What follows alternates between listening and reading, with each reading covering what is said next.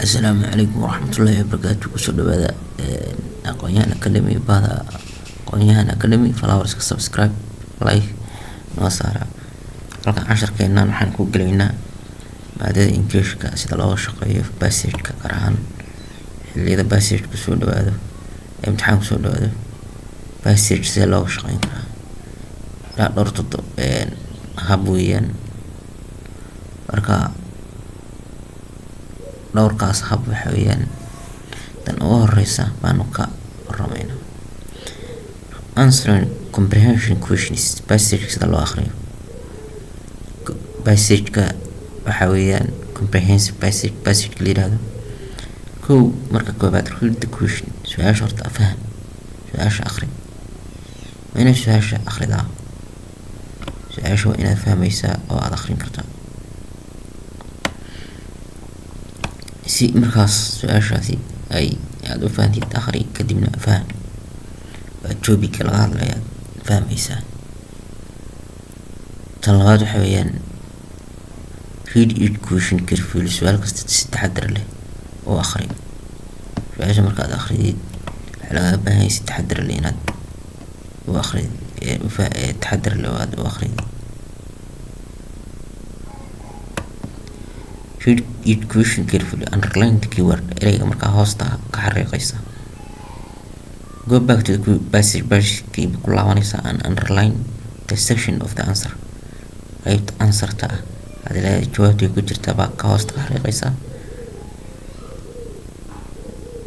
refer to the question, su'aashii ku laabo being asked to the section you read.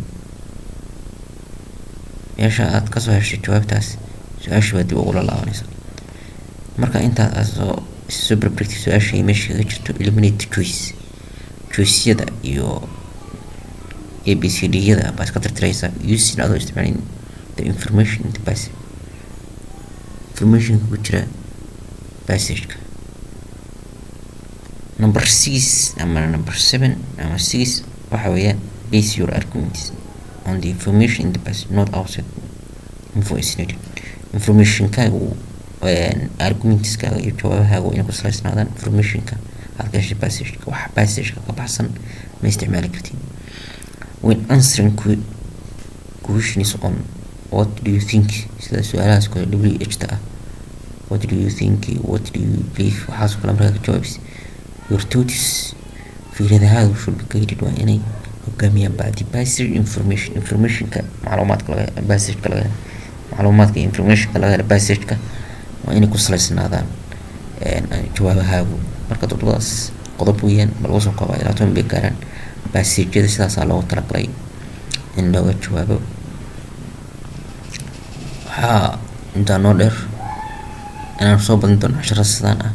subscribe iyo like nagala bakhaylina insha Allah kuwa kale waan soo gelin doonaa su'aalo aad u tiro badan aanu halkan kaga casharada kuma ogaanin hadda arday fasalka 12 aad u fariisanaya. waxaan inta ugu boorin lahaa inaad isdejisid xilliga imtixaanka waa aad noqotid qof isku kalsoon oo baahna inaad xawaaira imtixaanka maadaama uu yahay kii ku horreeyay iska dhig aad horay u qaadatay kale inuu yahay.